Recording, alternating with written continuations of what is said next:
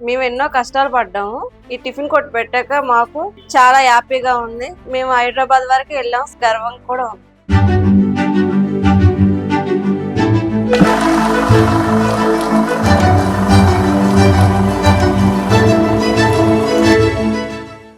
GoProకి రాకముందు మా ఆయన మ్యాజిక్ వేసుకునే వాళ్ళు, మేము చిన్నగా బిజినెస్ చేసుకునే వాళ్ళం. ఈ డ్వాక్రా జాయిన్ అయ్యాక కొంచెం డబ్బులు తీసుకుని ఇంప్రూవ్మెంట్ చేసుకున్నాం.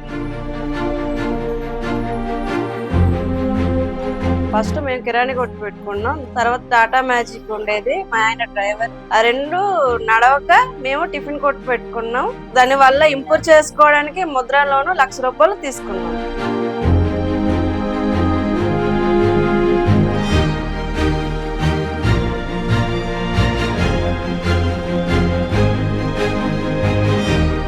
మా కరోనా టైంలో కూడా బిజినెస్ అయ్యింది, తక్కువ అయ్యింది, కానీ మూతపడలేదు టిఫిన్ సెంటర్.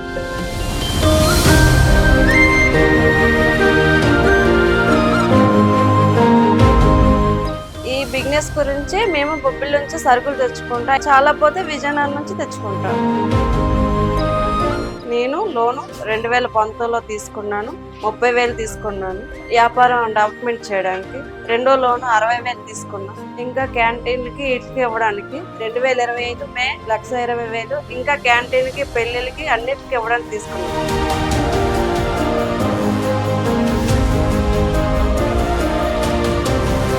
హైదరాబాద్ లో 3 రోజులు ట్రైనింగ్ బాగా జరిగింది. నేను ఫేర్నెస్ కి వెళ్ళాను. 100 మందిలో నా పేరు వచ్చినందుకు గర్వంగా ఉంది. మెత్మా వాళ్ళు ఇచ్చిన 50,000 నేను షాప్ కు ఉపయోగించుకున్నాను. పిల్లలకు బాగా చదివించుకుంటున్నా, మా ఆరోగ్యాలు బాగున్నాయి. ఈ టిఫిన్ షాప్ వల్ల మాకు ఏ లోటు రాలేదు. ఆర్థికంగా మేము బాగానే ఉన్నాం. మేము ఫస్ట్ లో 400 అమ్మేవాళ్ళం, ఇప్పుడు 4,000 అమ్ముతున్నాం. ఆ నెలకు 60,000 మిగులుతుంది. షాప్ రెంట్, కరెంట్ బిల్లు ఇవన్నీ పోగా సంవత్సరానికి 5.5 లక్షలు మిగులుతున్నాయి.